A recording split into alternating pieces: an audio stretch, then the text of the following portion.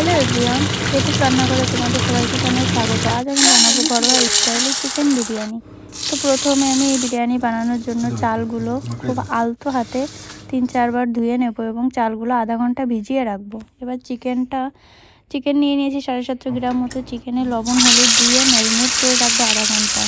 এবার চিকেনগুলো এক এক করে আমি ভেজে নেব, এতে করে মাংসটা একটু শক্ত হবে।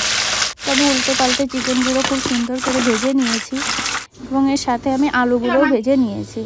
তো এখানে পেঁয়াজ আছে, মরিচ আছে, টমেটো, আদা বাটা, রসুন বাটা, জিরে বাটা। তো আমি প্যানে প্রথমে তেল দিয়ে নিলাম পরিমাণ মতো। এখন আমি পেঁয়াজগুলো বেরেস্তা বানিয়ে নেব। আমার বেরেস্তা বানানো হয়ে গেছে। এখন আমি এর ভিতরে আদা বাটা, রসুন বাটা, জিরে বাটা দিয়ে মশলাটা খুব সুন্দরভাবে কষিয়ে নেব। অনেকক্ষণ ধরে কষিয়ে নেব যতক্ষণ না তেল ছেড়ে দেবে। একটা দিয়ে দেবো টমেটো কুচি এবং মরিচ বাটা।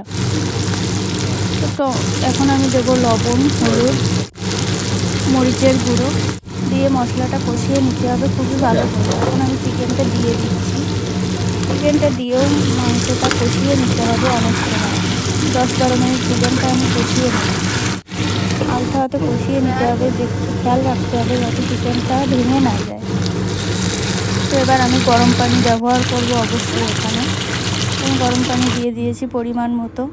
আমার চিকেনটা হয়ে গেছে এখানে। এবার আমি ভাতের জন্য জলটা ফোটাতে দিয়েছি। তো এবার আমি গরম জলের ভিতরে রাইসগুলো দিয়ে দেব।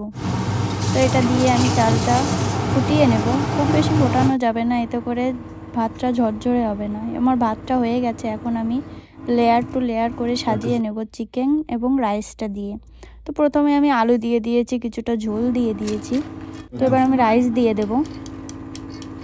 রাইসের পর এখন আমি এখানে দিয়ে দিয়েছি চিকেন। তো এভাবে লেয়ার টু লেয়ার করে সাজিয়ে নিতে হবে, এতে করে ফ্লেভারটা খুবই ভালো আসবে। তো আমি চিকেন দিয়ে দিয়েছি। এবার আমি দিয়ে দেব আবার রাইস, তারপর আবার চিকেন দিয়ে দেব। তো এভাবে তোমরা অবশ্যই বাড়িতে ট্রাই করবে। খুবই সুস্বাদু এবং ঝরঝরে বিরিয়ানিটা খেতে খুবই দারুণ লাগে। এটা কলকাতা স্টাইলে বিরিয়ানি। তো তোমরা সবাই একবার বাড়িতে অবশ্যই বানিয়ে ট্রাই করে দেখতে পারো। তো এবার আমি এখানে দিয়ে দিয়েছি সামান্য পরিমাণে দুধ এবং দিয়ে দিয়েছি বেরেস্তা এবং দিয়ে দিয়েছি বিরিয়ানি মশলা খুবই সামান্য পরিমাণে, যেহেতু ঘরোয়া বিরিয়ানি এজন্য। তো এবার আমি এখানে কয়েকটা গোটা কাঁচামরিচ দিয়ে দিয়েছি। এবার আমি এটার মুখ খুবই আটা দিয়ে খুবই ভালোভাবে করে দিয়েছি যাতে বাইরে থেকে হাওয়া না বেরিয়ে যায়। তো এবার আমি এভাবে 30 মিনিট দমে রেখে দেব। তো দেখতেই পাচ্ছ আমার বিরিয়ানিটা কত সুন্দর হয়েছে, কালারটাও কত সুন্দর এসছে, তোমরা দেখে নাও। তো আমি দেখিয়ে দিচ্ছি, তোমরা অবশ্যই এটা বাড়িতে একবার ট্রাই করবে, খেতে দুর্দান্ত লাগে। তো এখন আমি টেস্ট করব। তোমরা দেখতেই পাচ্ছ কত সুন্দর হয়েছে বিরিয়ানিটা, ঝরঝরে। তো বিরিয়ানিটা সত্যি বলতে দারুণ হয়েছে।